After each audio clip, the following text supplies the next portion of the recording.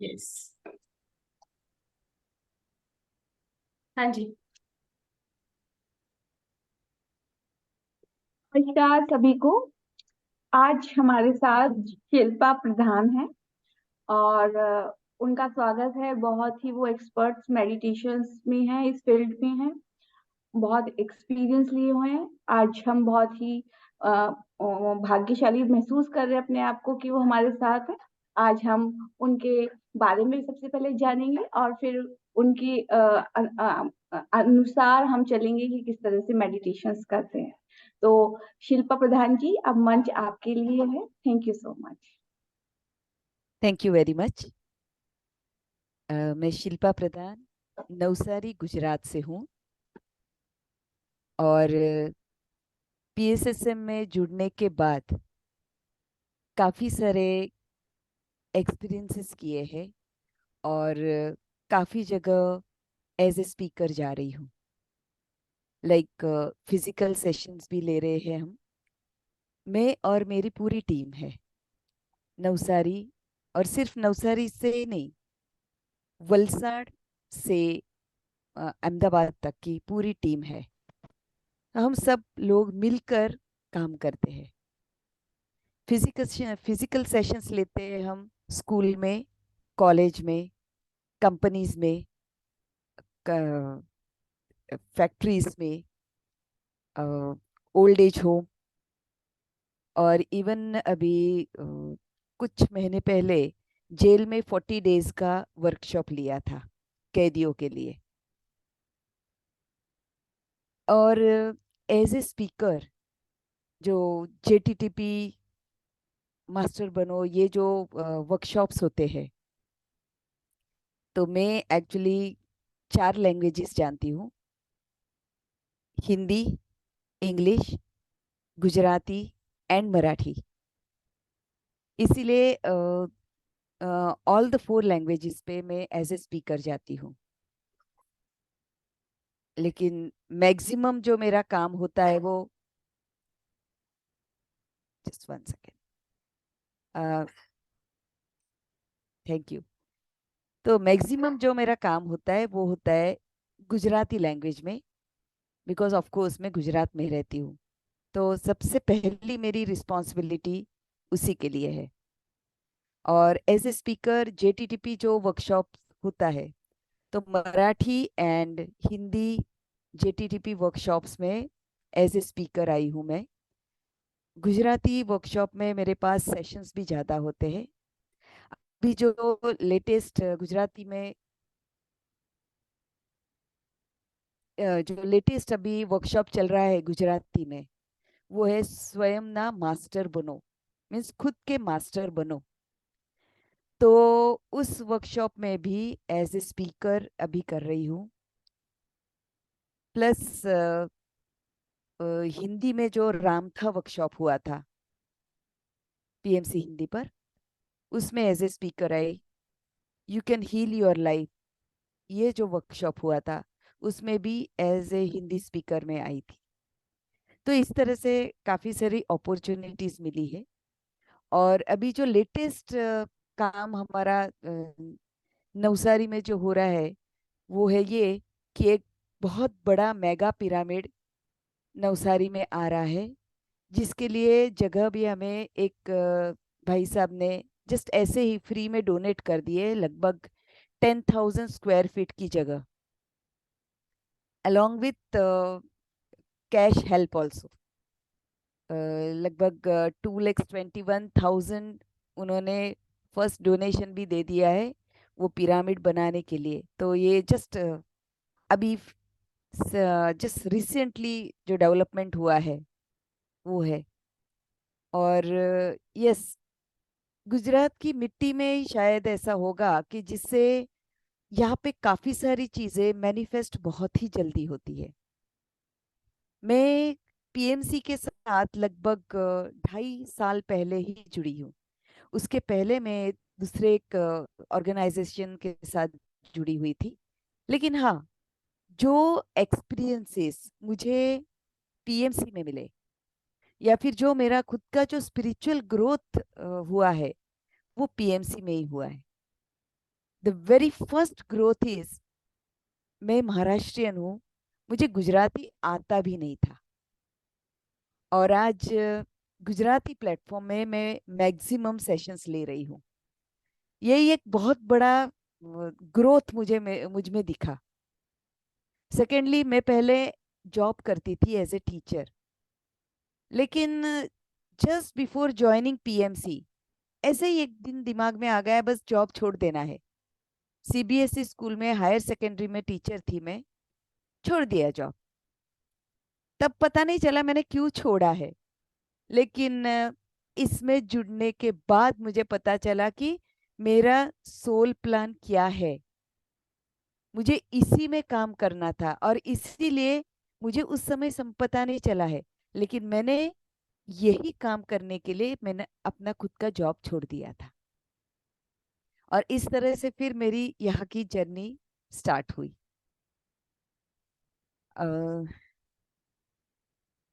Thank you Anita ma'am. तो अभी हम हमारे टॉपिक पे जाते हैं, बिकॉज हमारे टॉपिक के बारे में भी हमें समझना है। पहले हम हमारा टॉपिक थोड़ा सा समझ लेंगे, और उसके बाद हम मेडिटेशन के लिए जाएंगे। ठीक है?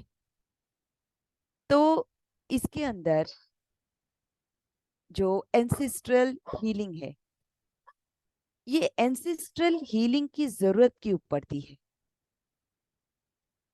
सबसे पहला प्रश्न तो यही आता है कि एंसेस्टर्स का हीलिंग करने की जरूरत क्या है।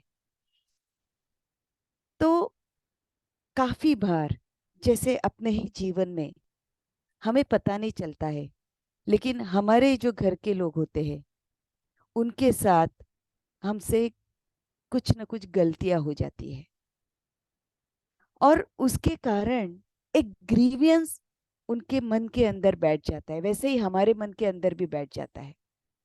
और इस ग्रीवियंस के कारण जब वो बॉडी वेकेट करते हैं, तब क्या होता है, उनके दिल में यही ग्रीवियंस होता है, और इस ग्रीवियंस के कारण वो उनकी आगे के जर्नी में ठीक तरह से जा नहीं पाते हैं, कहीं पे अटक जाते हैं। इसीलिए ये एंसेस्ट्रल हीलिंग करके उन्हें आगे के जाने का जो रास्ता है वो खोलने का काम हम करते हैं। दूसरी चीज, दूसरी और कहाँ पे जरूरत है, जैसे कभी कभी एबॉर्शन करना पड़ता है, कभी कभी वो ग्रोथ प्रॉपर नहीं हो रहा है उस बच्चे का, और इसीलिए उस लेडी को एबॉर्शन करना पड़ता है। तब वो डॉक्टर और जो वो पेशेंट है वो दोनों को एक पर्टिकुलर सिचुएशन से निकलना पड़ता है। लेकिन वो जो सोल है जिसे पृथ्वी पे आना था, पृथ्वी नाम के स्कूल पे आके सीखना था, लेकिन उसका आना ही हमने बीच में ही रोक देने का काम किया है। तो ऐसे सोल को भी ये हीलिंग की जरूरत पड़ती है, क्योंकि हमने उसका पाथ बीच में ही रोक दिया है। तीसरे वो सोल्स है एक क्वेश्चन जो, हाँ यस, हाँ यस, मैम, जैसे मैं ये वाली बात समझाती हूँ लोगों को, तो कुछ लोग को ये बोलते हैं कि क्या पता उस सोल ने ये डिसाइड किया हो कि मुझे तो ऐसे ही जाना है, उसका ही वो सोल प्लान हो हो कि। सकता है, हम्म, ये अच्छा। हो सकता है। लेकिन हम एज इस पृथ्वी पर आए हुए जो सोल है, हमें ये पता नहीं है कि ये उसका सोल प्लान है या क्या? हमने खुद ने किया है। Yes, yes, yes. ओके, और इसीलिए हम अपनी तरफ से ये एक हीलिंग करते हैं ताकि वो उसके रास्ते में आगे निकल जा सके। Right, right. Yes ma'am, thank you ma'am. Thank you. दूसरा है कि जैसे 1 साल के अंदर कोई बच्चा किसी कारणवश बॉडी वेकेट करता है, तो ऐसे में भी उस सोल के लिए, क्योंकि वो बीच में ही निकल जा रहा है, शायद उसका सोल प्लान होगा, या फिर अचानक कुछ उसी के गलती के कारण उसे बॉडी वैकेट करना पड़ा है। तो इस सोल को भी आपको आगे का रास्ता दिखाने के लिए ये एंसेस्ट्रल हीलिंग करनी पड़ती है। सेकेंडली, जो हमारे पूर्वज है, मीन्स हमारे मम्मी पापा अगर यहाँ बॉडी वैकेट करके गए हैं, या फिर हमारे दादा दादी या परदादा परदादी, या फिर हमारे बाकी के जो संबंधी है, वो सभी लोग नेचुरल डेथ से गए हैं या फिर अचानक एक्सीडेंट हुआ है, या फिर काफी बार ऐसा भी सुनने को आता है कि किसी ने सुसाइड कर दिया। तो ये लोग भी सब कहीं ना कहीं अटके हुए होते हैं। जैसे नेचुरल डेथ है, इसका मतलब ये कि वो उनके सोल प्लान के हिसाब से जा रहे हैं। लेकिन जब कोई व्यक्ति बॉडी वैकेट करता है, जब वो अचानक उसे एक्सीडेंट होता है, तो यहाँ पे भी सेम चीज आती है। या तो उसका वो सोल प्लान होगा, या फिर उसी के कोई गलती के कारण उससे ये बॉडी छूट गई है उसके हाथ से, तब भी वो बीच में ही अटका हुआ रहता है। जैसे हम कहते हैं त्रिशंकु, वो त्रिशंकु की तरह अटका हुआ होता है। तो उसे भी उसके पाथ पे आगे जाने के लिए उसे एक सही दिशा दिखाने का काम करना पड़ता है। वैसे ही जो कोई सुसाइड करता है, सुसाइड करना ये कभी भी सोल प्लान नहीं होता।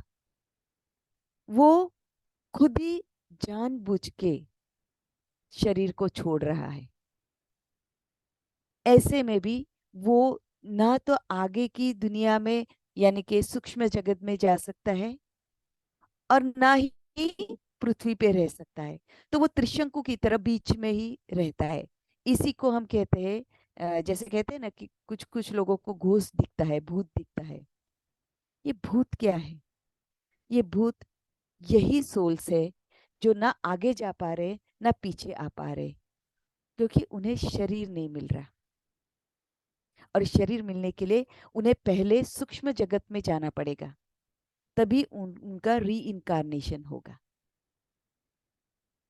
इसीलिए ऐसे सब जो सोल्स है, वो सब सोल्स को उनकी सही रास्ता मीन्स सूक्ष्म जगत में जाने के लिए एक जो दिशा दिखाने की जरूरत है, ये दिशा दिखाने का काम हम लोग भी कर सकते हैं। और साथ साथ जो सूक्ष्म जगत के जो गाइड्स होते हैं, स्पिरिचुअल गाइड्स, वो लोग भी उनका ये काम कर रहे होते हैं। वो लोग भी दिखा रहे होते, वो समझा रहे होते हैं कि आपका शरीर अभी छूट गया है, अभी आपको ये सब छोड़ के आपके आगे की दुनिया में निकलना है। लेकिन ये जो अपने हिसाब से या फिर अचानक उनके ही भूल से शरीर छोड़े हुए सोल्स होते हैं, वो ये चीज समझ नहीं पाते हैं, वो उसे एक्सेप्ट नहीं कर पाते हैं। और एक्सेप्ट न कर पाने के कारण ही वो यहाँ पे अटके हुए होते हैं। तो इसीलिए हम ये एंसेस्ट्रल हीलिंग करते हैं। किसी को कोई प्रश्न हो तो वो पूछ सकते हैं इतने में। हाँ, या बोलिए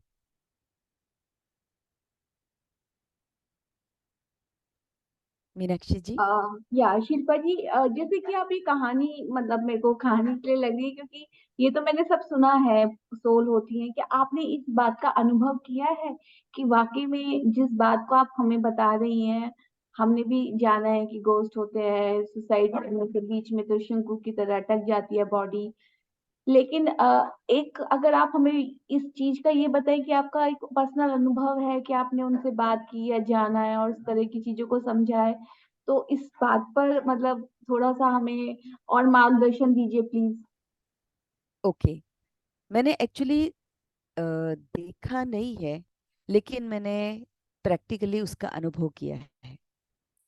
जैसे मेरे ब्रदर इन लॉ, वो 1 महीना हॉस्पिटलाइज थे, पूना में थे तब, और मैं तब वहां पे ही थी। और उस पर्टिकुलर समय मैं एक ऑडियो बुक पे काम कर रही थी गुजराती में, अ सोल्स जर्नी।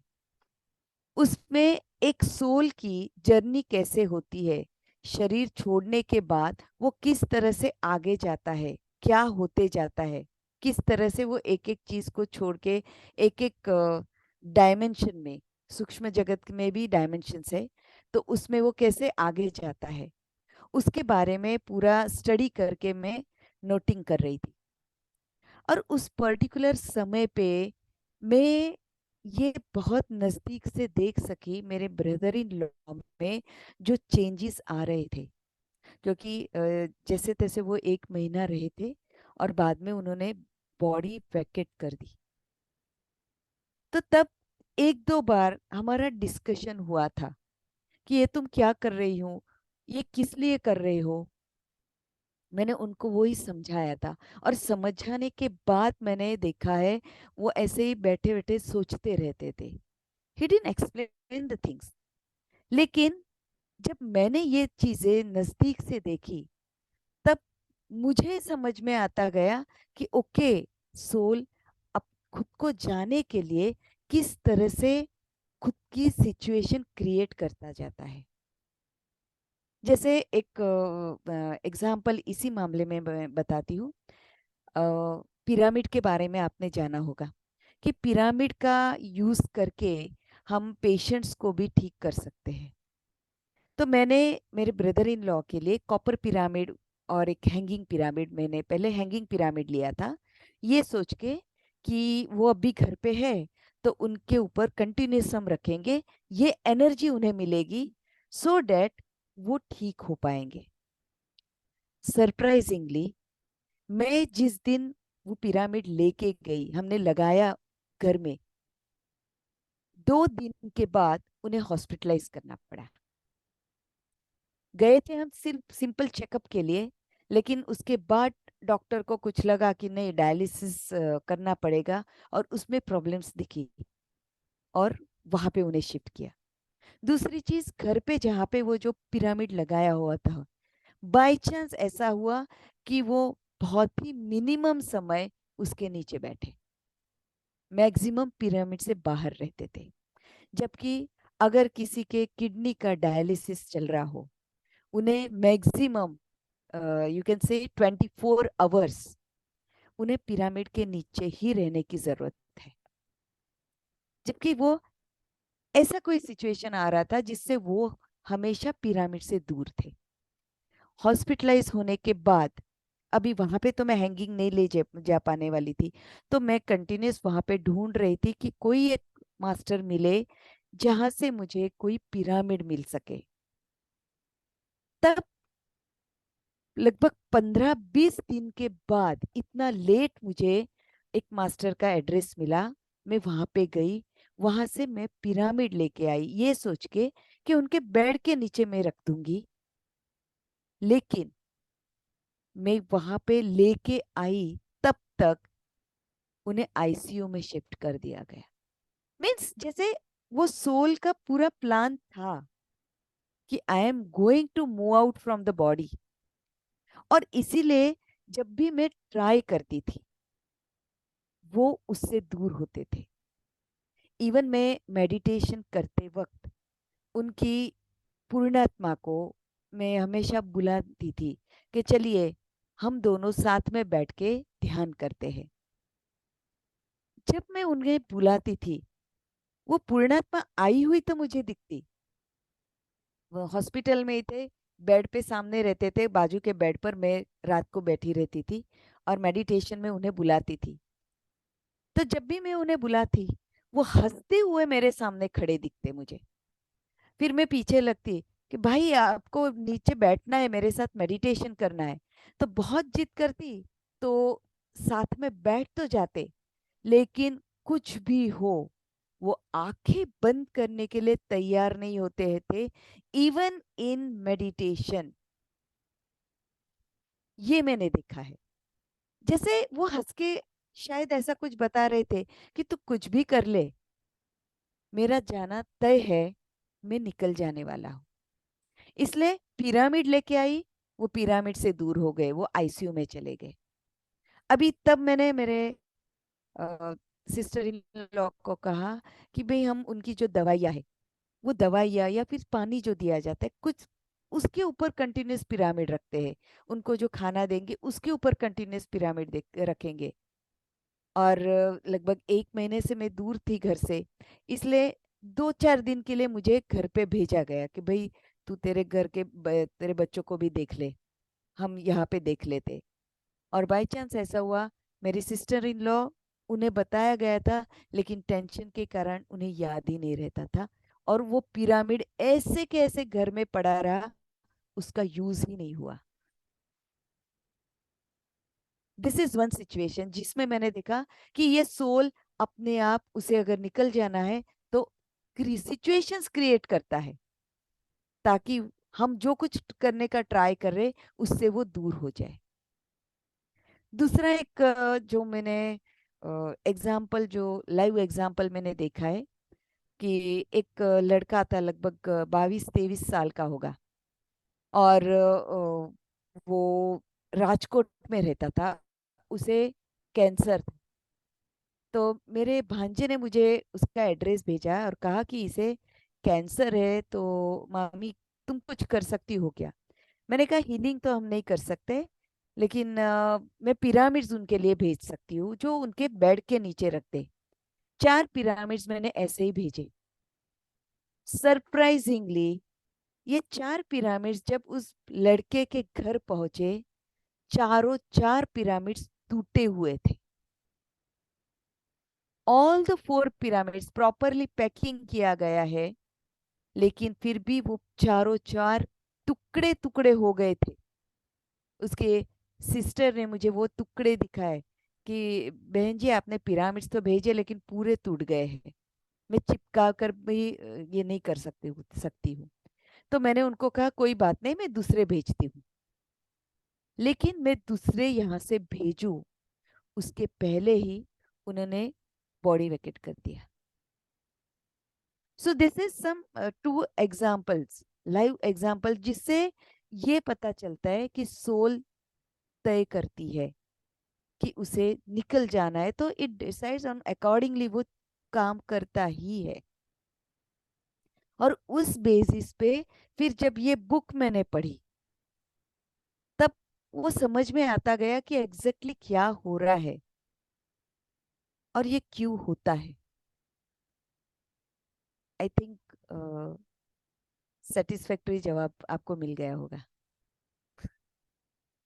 Thank you. अभी अगर किसी को कोई प्रश्न नहीं हो तो हम मेडिटेशन के लिए बैठ सकते हैं। Thank you ma'am. कोई क्वेश्चन है किसी का तो आप हैंड रेज कर सकते हैं, पूछ सकते हैं, वरना फिर मेडिटेशन के लिए मैम स्टार्ट करेंगे। है कोई क्वेश्चन? नो? ओके मैम, सबको समझ में आ गया आई थिंक क्लियरली। ओके। आपने ओके, समझाया इतना बढ़िया है। Thank you. Yes ma'am. ठीक है। ठीक है, तो हम ध्यान में बैठते हैं। अगर चश्मा पहना हुआ हो तो प्लीज चश्मा निकाल के रख दीजिए। एक गिलास पानी या पानी की बोतल साथ में रखिए, क्योंकि जो हम मेडिटेशन करेंगे उसके साथ जो एनर्जी डेवलप होगी, वो एनर्जी भी हमारे इस पानी में उतरेगी, और फिर यही हम अपने घर वालों को भी पिला सकते हैं। इसलिए एक पानी की बोतल या पानी का गिलास भर के साइड पे रख दीजिए।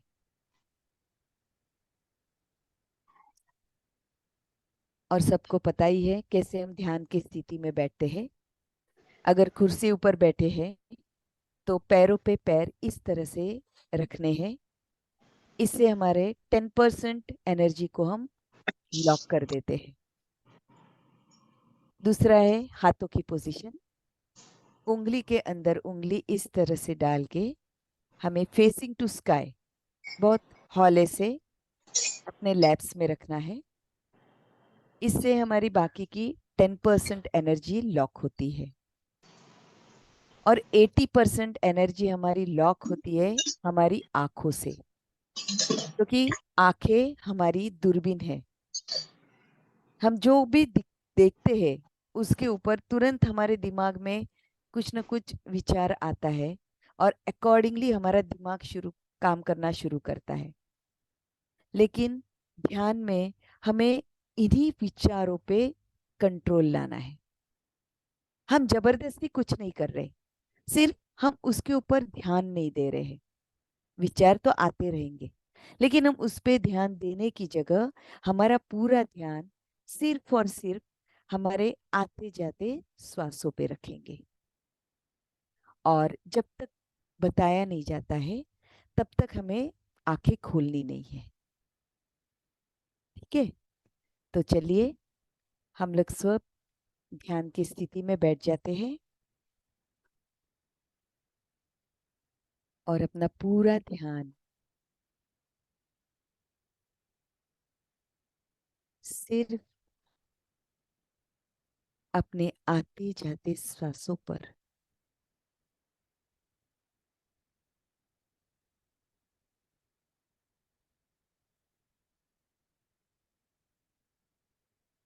अपने शरीर को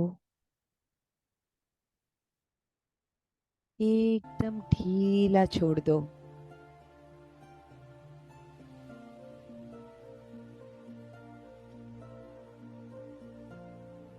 वॉइस थोड़ा स्लो कीजिए।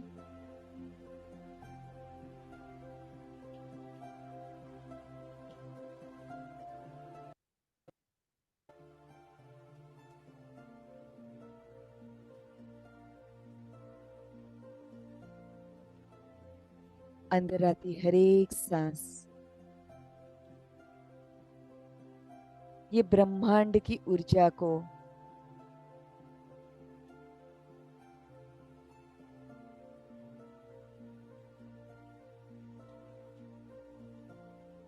हमारे अंदर उतारते जा रही है।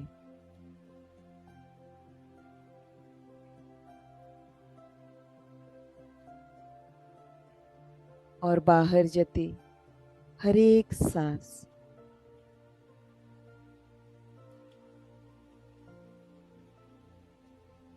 हमारे शरीर के एक एक सेल को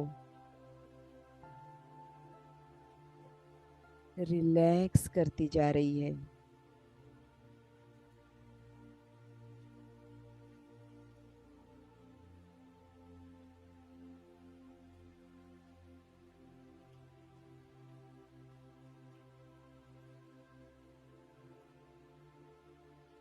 अपने सांसों के साथ एक हो जाइए।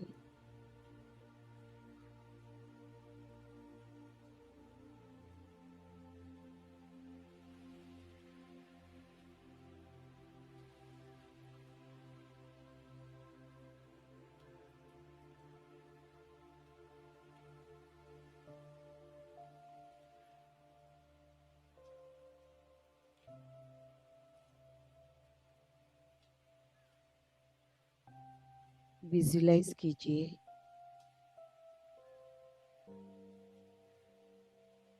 एक सुंदर दिया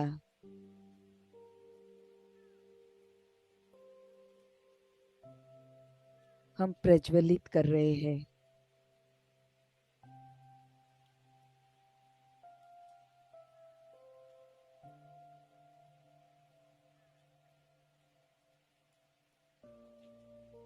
फिजिकली जो दिया आपके पास है वो आप बाद में भी प्रज्वलित कर सकते हैं।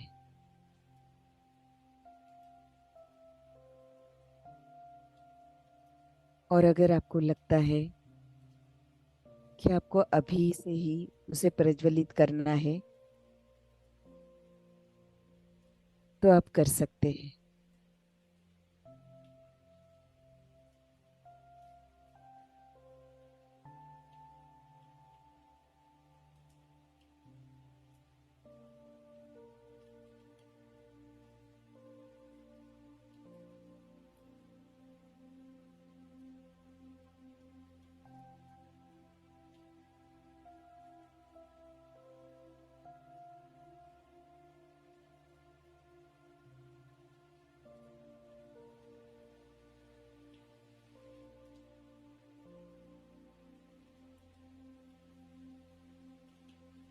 गोल्डन एस्ट्रल पिरामिड को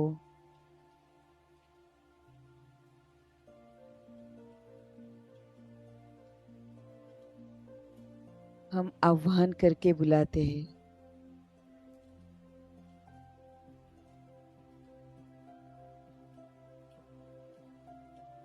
जिसके अंदर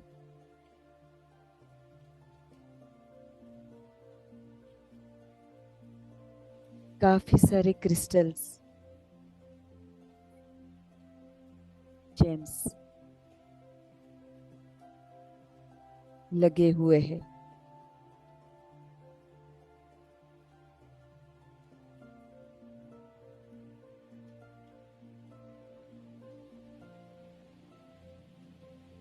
हम सब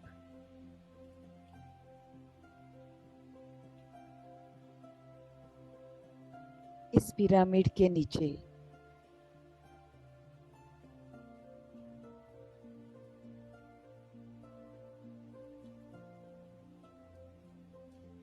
ध्यान करने बैठे हैं।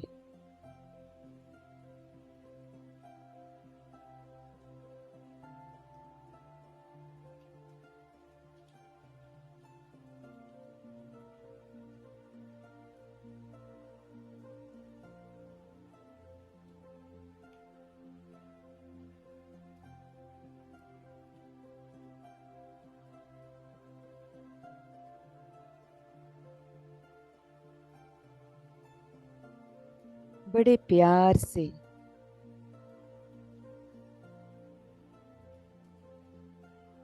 आह्वान करते हैं।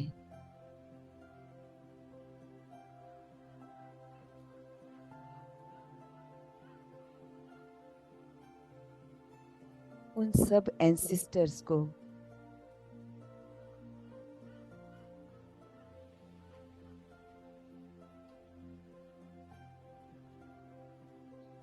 जिन्होंने शरीर छोड़ दिया है।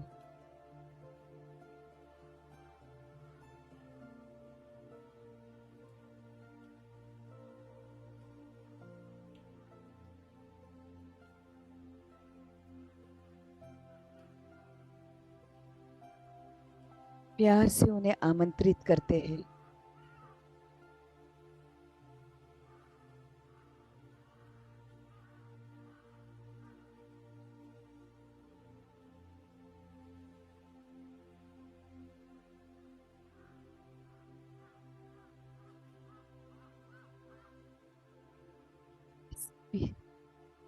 गोल्डन पिरामिड के नीचे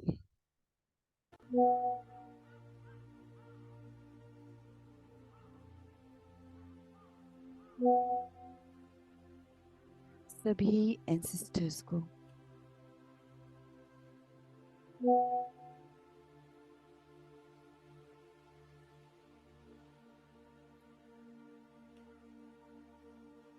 प्यार से बिठाते हैं।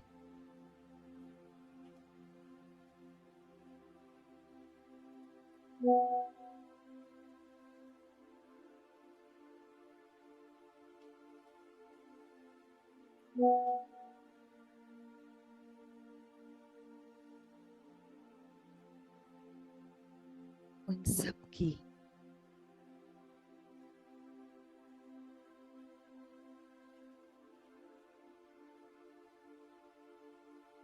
दिल से माफी मांगते हैं।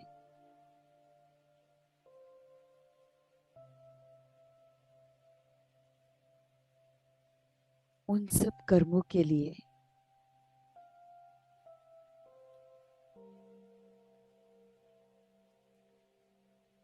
जो अनजाने में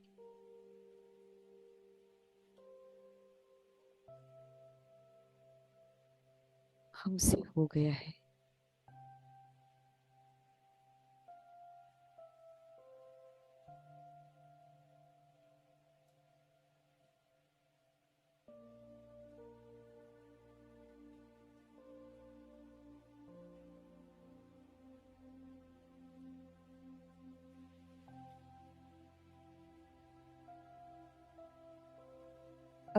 अगर हमारे मन में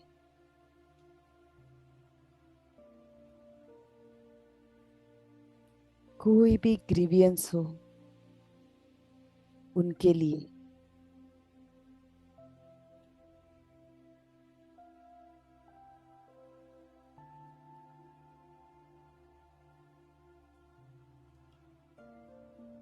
तो हम उन्हें माफ कर देंगे।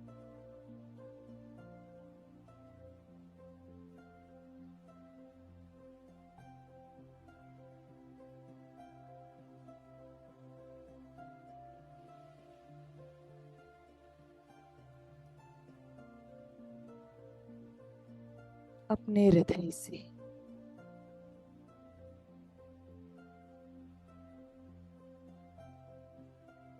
अनकंडीशनल लव,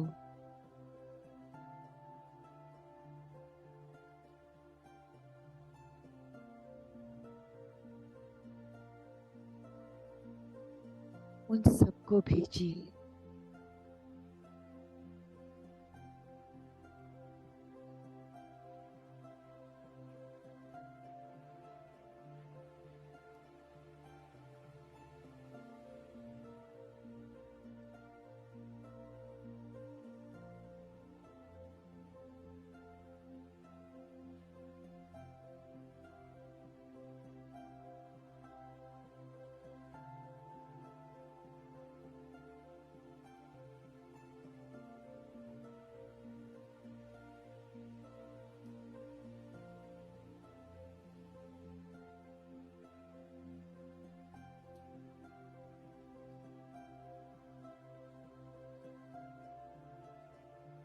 वो सब हमारे साथ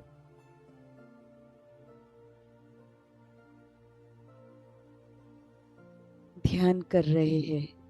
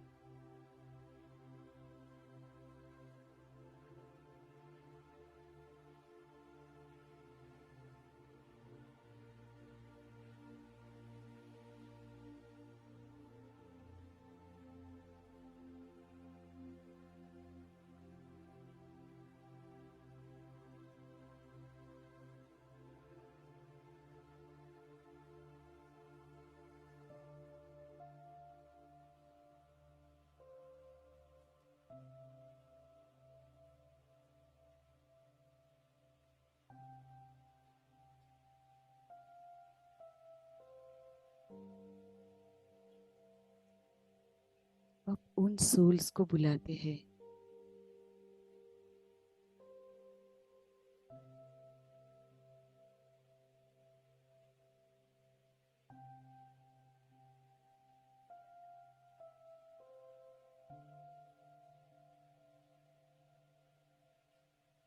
जो हमारे फैमिली के अंदर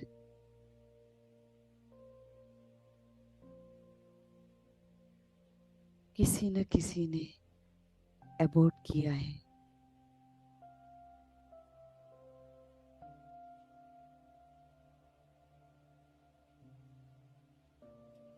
उन्हें इस पृथ्वी पर आने से रोक दिया है।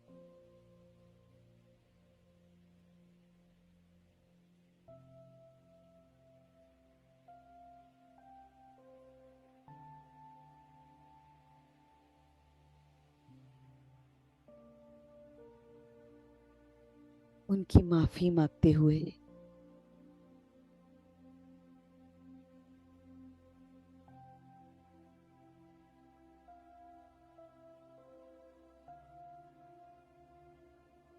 बड़े प्यार से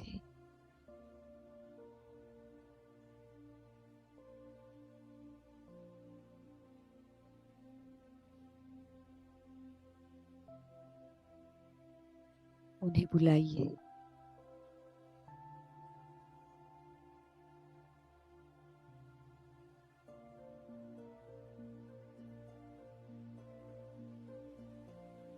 और अनकंडीशनल प्यार देते हुए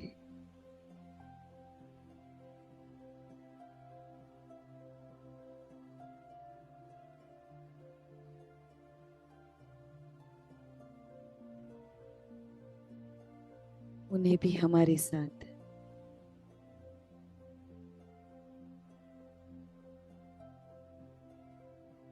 ध्यान में बिठाइए।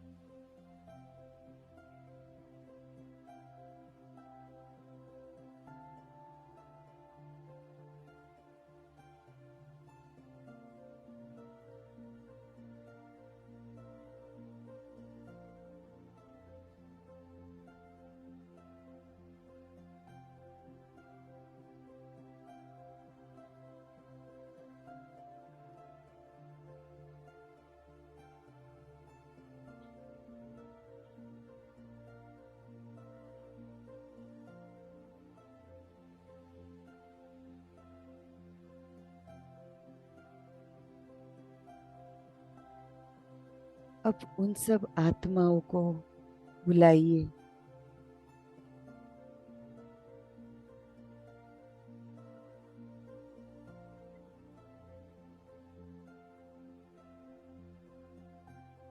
जिन्होंने सुसाइड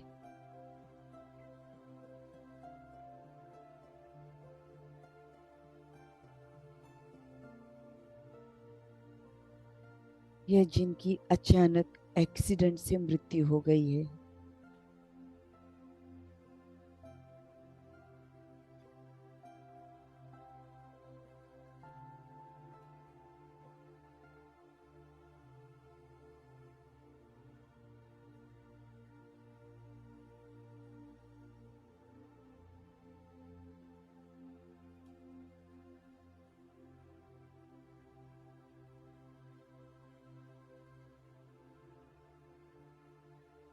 प्लीज यहाँ आइए।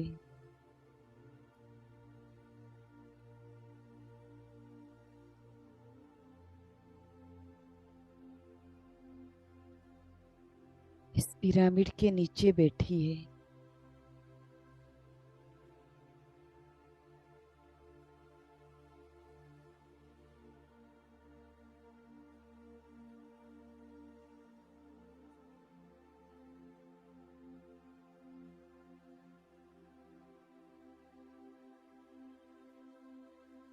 अननोइंगली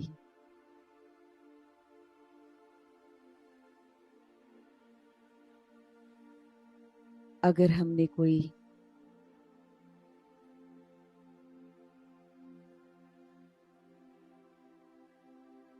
बुरा व्यवहार किया है उनसे,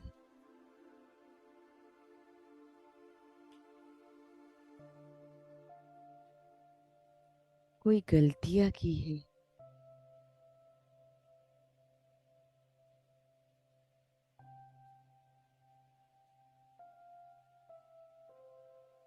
उस सब के लिए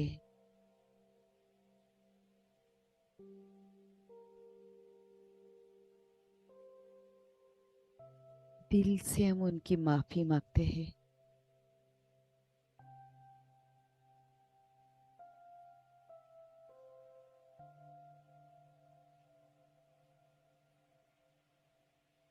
और अनकंडीशनल प्यार उनकी तरफ भेजते हैं।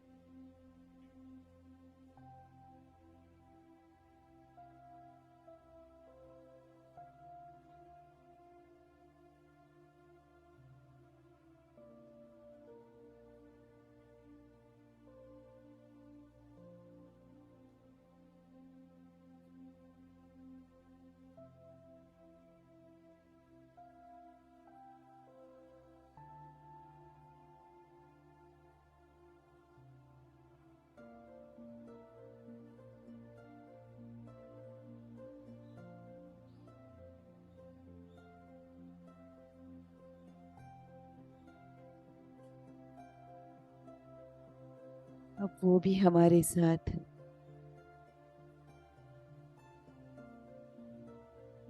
ध्यान कर रहे हैं।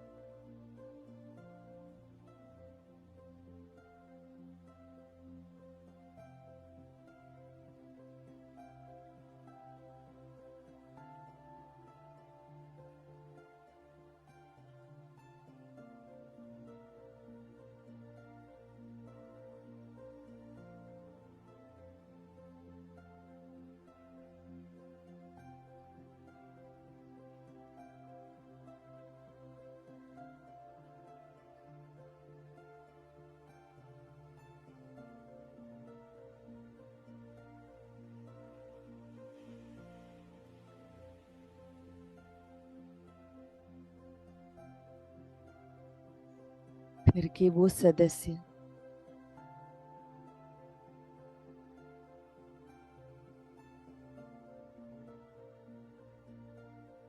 जिनकी नेचुरल डेथ हुई है,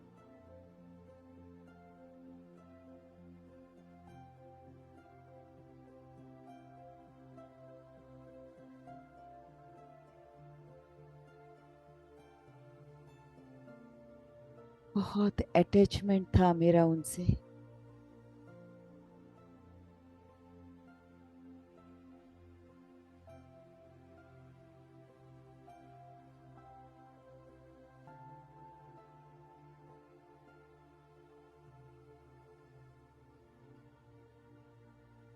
और इस इमोशनल अटैचमेंट के कारण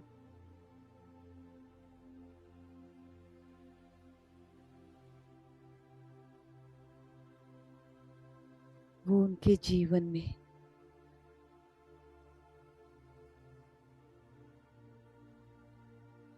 आगे बढ़ नहीं पा रहे हैं।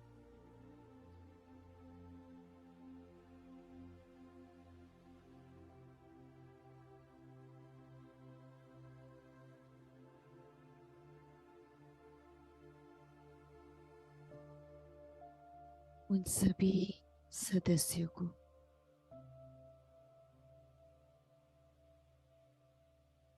बड़े ही रिस्पेक्ट से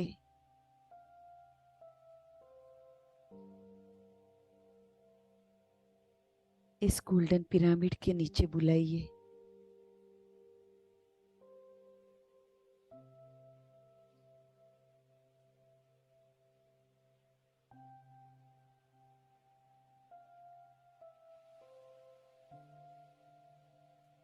अनजाने में कोई भूल हो गई हो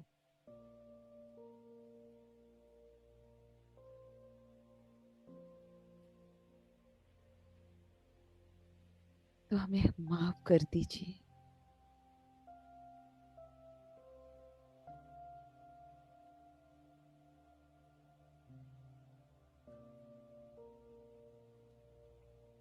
अनकंडीशनल प्यार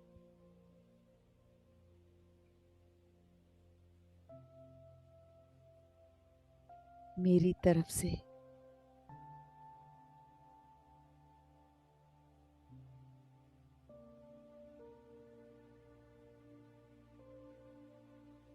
इन सदस्यों को भेजिए।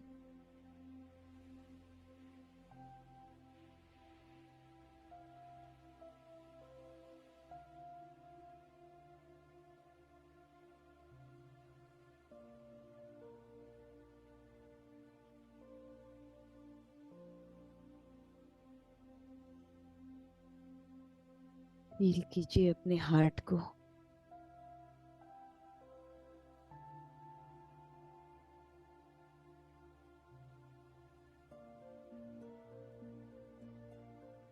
जैसे वो एक्सपांड हो गया है।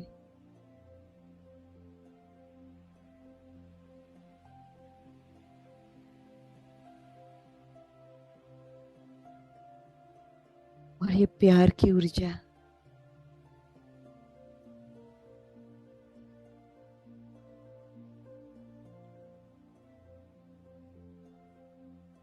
पूरे गोल्डन पिरामिड के अंदर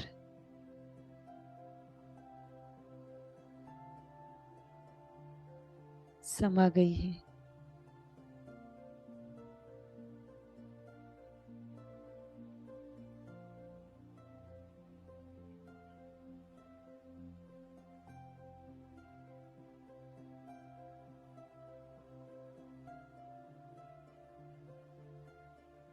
सब लोग ध्यान कर रहे हैं।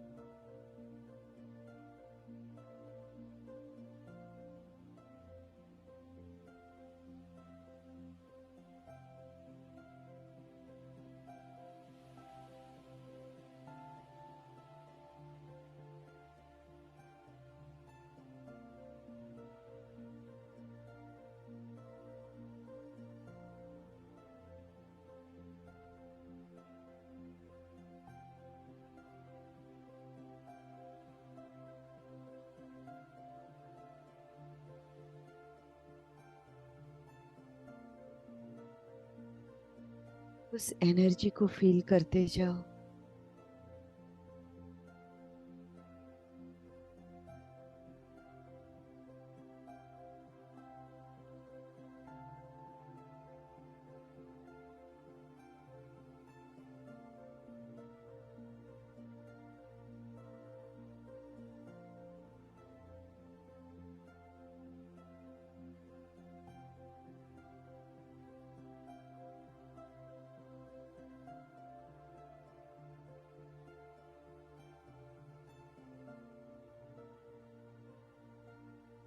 एक प्रकाश पुंज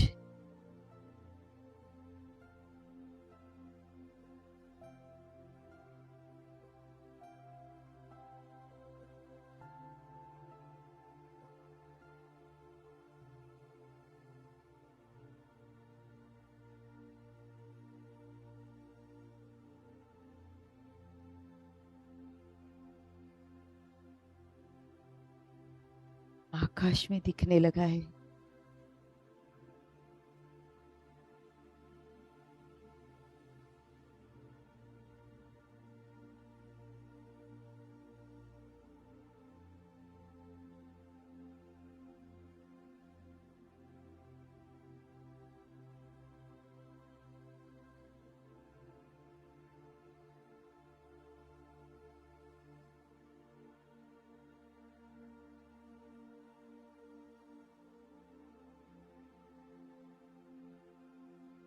तेजस्वी लाइट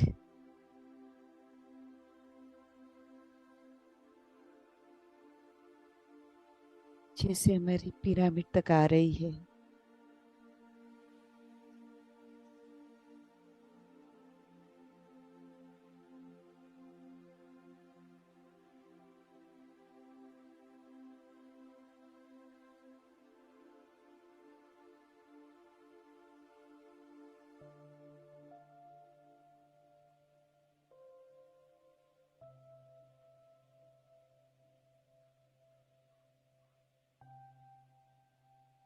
चेहरे पर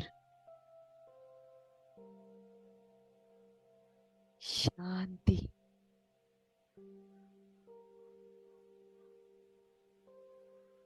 आनंद,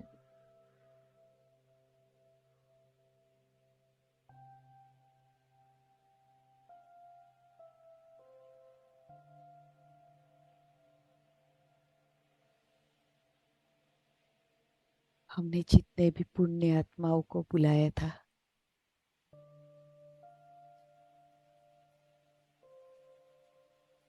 उन सबकी आंखों में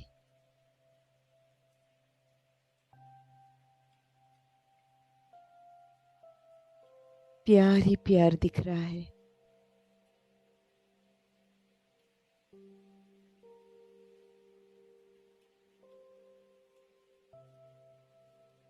चेहरे पर एक खुशी,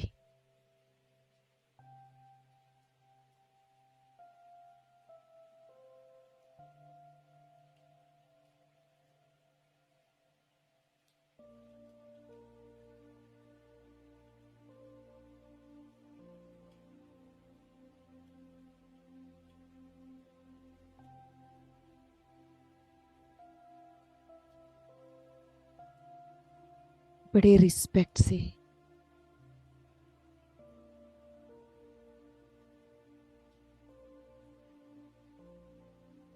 हाथ जोड़कर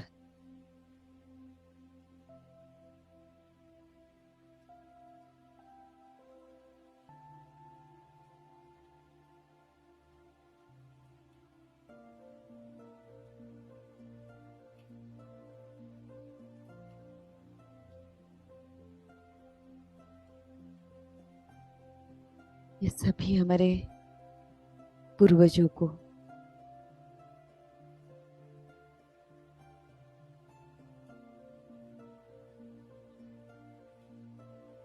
धन्यवाद करते हैं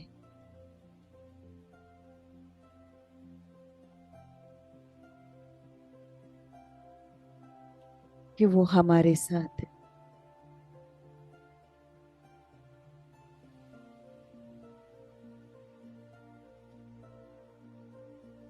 इस पिरामिड के नीचे बैठ के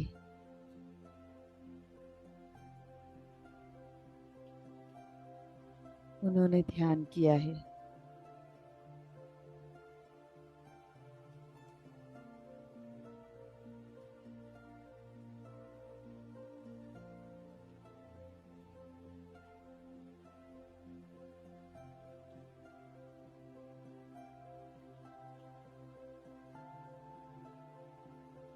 बड़े ही प्यार से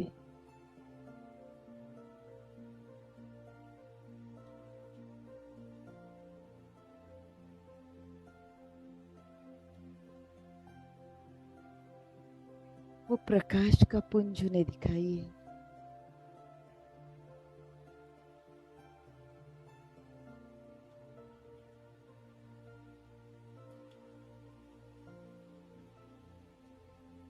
जो उनके लिए जैसे एक गेटवे है।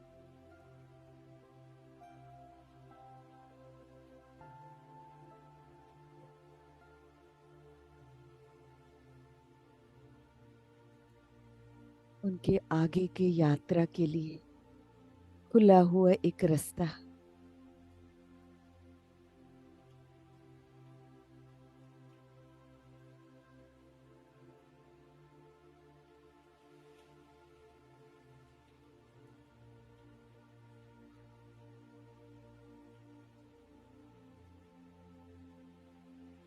चेहरे पर एक स्मित के साथ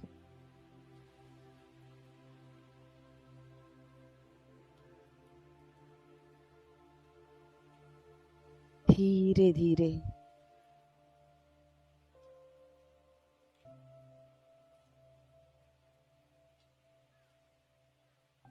एक एक सदस्य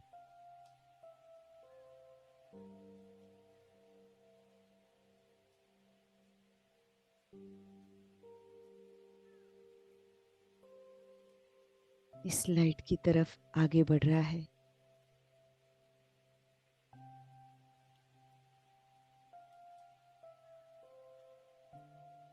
उस प्रकाश पुंज की तरफ।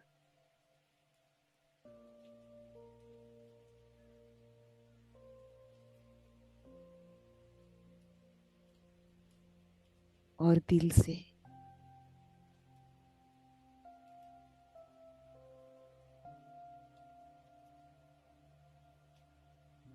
हमारे लिए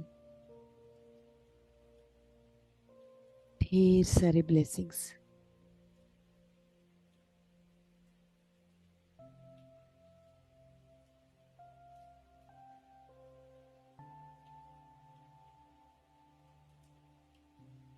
कितने खुशी से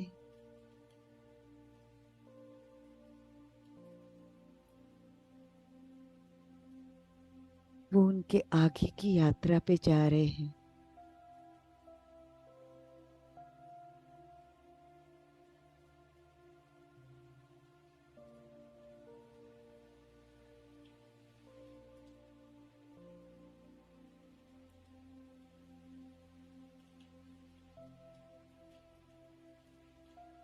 दिल से धन्यवाद उन सबका।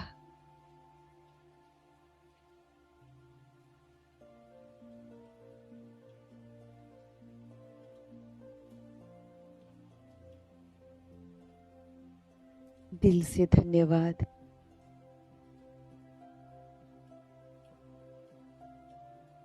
इस एस्ट्रल पिरामिड का।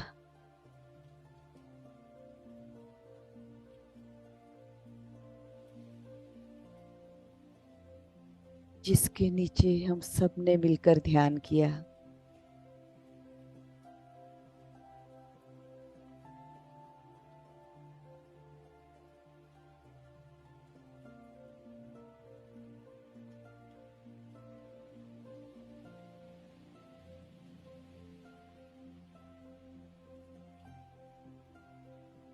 धन्यवाद उन सब एस्ट्रल मास्टर्स का,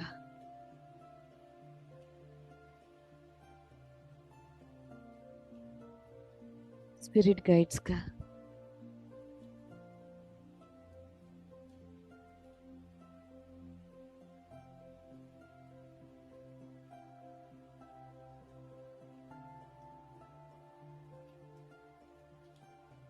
धन्यवाद अपने स्वयं का।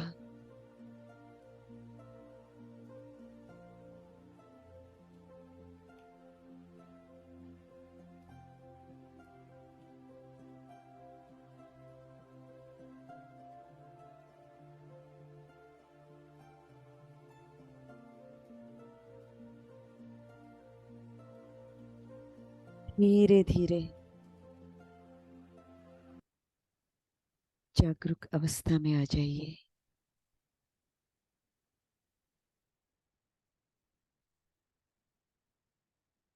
धीरे से दोनों हाथों को अपने आंखों पर ले आइए।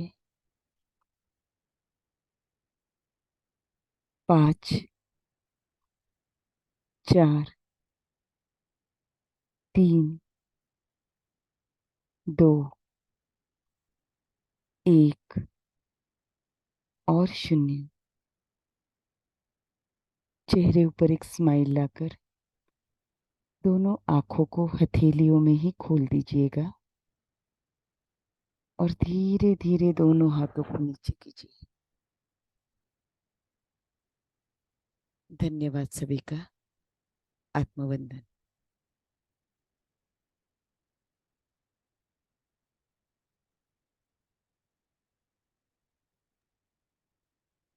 बहुत सुंदर ध्यान मैम, बहुत सुंदर था, डीप, धन्यवाद। बहुत डीप ध्यान था मैम। किसी का कोई एक्सपीरियंस?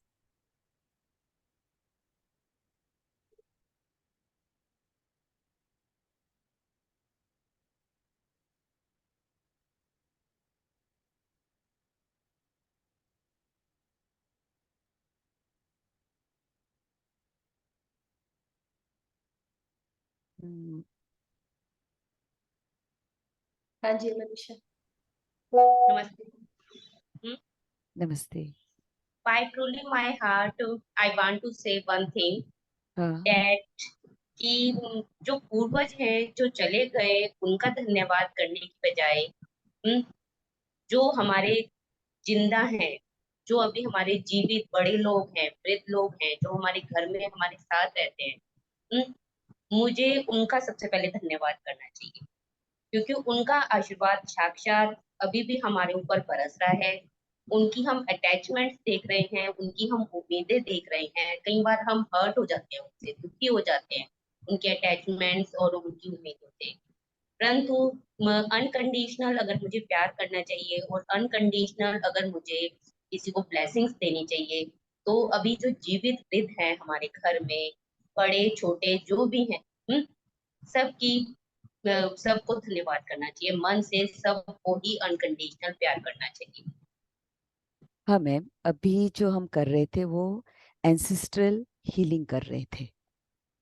हाँ, नहीं वो आपकी हाँ बात ठीक हाँ, है। बाकी हाँ, की वो बात सही है आपकी कि जो लोग हमारे साथ है, शायद हमारे सेम एज के होंगे, हमारे से छोटे होंगे, हमारे से बड़े होंगे, कभी न कभी उनकी किसी बातों से हमें दुख लगता है, कभी न कभी हमारी किसी बातों से उन्हें दुख लगता है। तो ऐसे समय जो हम ग्रीवियंस अपने दिल में दबा के रखते हैं, वो दबा के रखने की जगह उन्हें माफ कर दो, उनकी माफी मांग लो, उन्हें अनकंडीशनल प्यार दे दो और वो जैसे है वैसा उनका स्वीकार करो। ये अगर हम दिल से करते जाते हैं तो धीरे धीरे ये जो कॉन्फ्लिक्ट होता है, विचारों का कॉन्फ्लिक्ट, वो भी आना बंद हो जाता है। क्योंकि जैसे पत्री जी ने कहा है, ब्लेसिंग्स नहीं है, लेकिन हाँ, एक दूसरे के साथ अंडरस्टैंडिंग, एक दूसरे को समझना, एक दूसरे को बहुत ढेर सारा प्यार देना, ये जरूरी है। और कहीं ना कहीं हम इसी मामले में गलती कर जाते हैं। तो हमें यही डेवलप करना है, कोई भी है, वो छोटा बच्चा हो या कोई बड़े बूढ़े हो, बुजुर्ग हो, हर एक के सामने ग्रीवियंस रखने की जगह, कुछ भी जो पास्ट में हो गया है उसे जो हम पकड़ के रखते हैं अपने अंदर, कभी कभी हम ऐसा भी सोचते हैं कि ठीक है मैं उन्हें माफ कर दूंगी, नहीं बोलना है मुझे, लेकिन दिल के अंदर वो जो वुंड होता है ना, वो हम दिल के अंदर बिठा के रखते हैं। और जब भी याद आता है तब हमें फील भी होता है कि अरे उन्होंने ऐसा किया था, ठीक है मुझे ये सब सोचना नहीं है। इस तरह हम अपने आप को समझाते हैं, लेकिन वो जो घाव होता है वो अंदर बिठा के भी रखते हैं और हम बार बार उसे जीते भी जाते हैं। तो हमें उस सब में से बाहर निकलना है। हमारे अंदर ये बेकार की चीजों को रखना ही नहीं है, और उसे, इन बेकार की चीजों को निकालने के लिए द बेस्ट थिंग इज उन्हें माफ कर दो, माफी मांग लो, अनकंडीशनल प्यार दो, और जैसे है वैसे उनका स्वीकार कर लो। Right ma'am, right. Thank you Manisha ma'am. Next ले लेते हैं हम। यस नितिशा जी,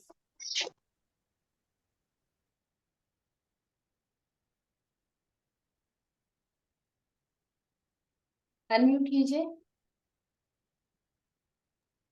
नमस्कार, मैं निताशा हूँ हैदराबाद से। हाँ हाँ बोलिए। जी, बहुत ही अच्छा एक्सपीरियंस रहा। बहुत सुंदर आपने गाइडेड जो मेडिटेशन कराई है। और सबसे बड़ी बात, हम आज जो भी कुछ है हम अपने एंसेस्टर्स के आशीर्वाद से ही हैं। बहुत लोगों से हमने बात करी, बहुत लोगों से कभी बात करने का मौका ही नहीं मिला, चले गए। तो वो जो आपने बोला कि आपके मन में जो उनके लिए है कोई कड़वाहट या कोई गांठ, वो खोल दो और उनसे अपनी लिए माफी मांग लो। उससे एक बॉडी में बहुत अच्छी लाइटनेस से हील हो रही है। जो हमारे पास है उनसे तो हम कभी भी बात कर सकते हैं, उसमें भी ईगो आ जाती है ना हमारी, हम लोग बात नहीं करना चाहते।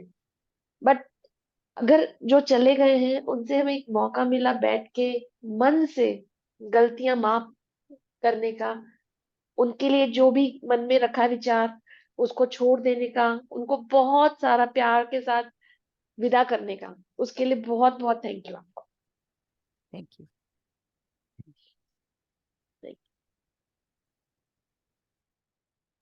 Thank you Nitasha ji, thank you. Anyone else?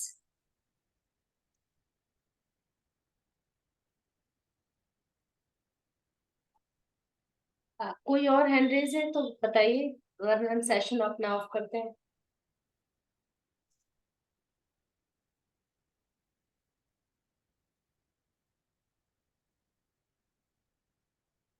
I think ma'am कोई और कुछ नहीं पूछना चाहता है। But ma'am it was very beautiful session, thank you. और मैम आपकी वजह से सक्सेसफुल हो पाया। कोई thank you so much. Thank you. Meenakshi ji शायद कुछ कहना चाह रहे हैं। यस मीनाक्षी, ये मैं थैंक यू बोलूंगी आपको, क्योंकि आपकी वजह से काफी ज्ञान मिला कि एंसेस्टर्स के बारे में भी बिल्कुल सही बात बोल रहे हैं। क्योंकि एक साइकिल है, कभी मैं बेटी हूँ तो वो बाप है, कभी वो बाप तो वो बच्चा है। एक साइकिल की तरह हमारे रिलेशनशिप इस सोल्स के साथ चलते रहते हैं। कहीं ना कुछ ऋण बंधन है हमारा, जो हमारे चारों तरफ जो सोल्स हमें मिलती हैं या बात करती हैं। तो अभी चाहे वो अभी हमारे साथ हैं या हमारे साथ चले गए हैं, लेकिन वो कहीं ना कहीं कनेक्टेड रहते हैं। तो ये बहुत अच्छा आपने मतलब अ, एक सब्जेक्ट रखा मेडिटेशन का। और दूसरी बात शिल्पा प्रधान जी मैं कहना चाहूंगी कि आपका जो वे ऑफ बोलने का तरीका है वो इतना काम है। मतलब आप म्यूजिकल है, मतलब उससे ऐसा आपको कोई डिस्टरबेंस नहीं लगता, बहुत कामनेस के साथ एक बोलने में, बात करने में, उसी चीज में इतनी कामनेस आ गई कि वो मन की जो हलचल विचल होती है वो ही शांत हो गई। तो मैं बहुत धन्यवाद करना चाहूंगी। Thank you so thank you. Thank you.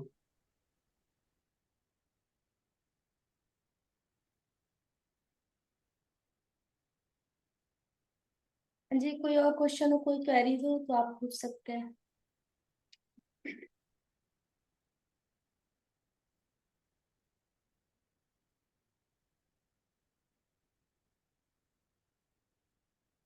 Query नहीं है? ठीक है मीनाक्षी जी, तो आप सेशन एंड कर लीजिए। थैंक यू मैम, दिल से थैंक यू बहुत बहुत शुक्रिया थैंक आपका, बहुत बहुत मैम, थैंक यू। इतना कीमती समय आपका, इतना बिजी शेड्यूल में से आपने हमें टाइम दिया, थैंक यू, तो बहुत बहुत धन्यवाद आपका मैम। थैंक यू धन्यवाद, so much, you very so much. Thank you ma'am. Thank thank you. You, thank you, Thank you. Thank you. Thank you. एक बार सभी लोग थैंक यू मैम। करेंगे मैम को, सब unmute. Thank you. Thank you ma'am, thank thank you, you, thank you, thank thank you you, ma'am, thank you so much. Lots of thank you, gratitude. Yes, gratitude to you ma'am. Thank you. चलिए session and करते हैं। Thank you. Okay, okay, thank you.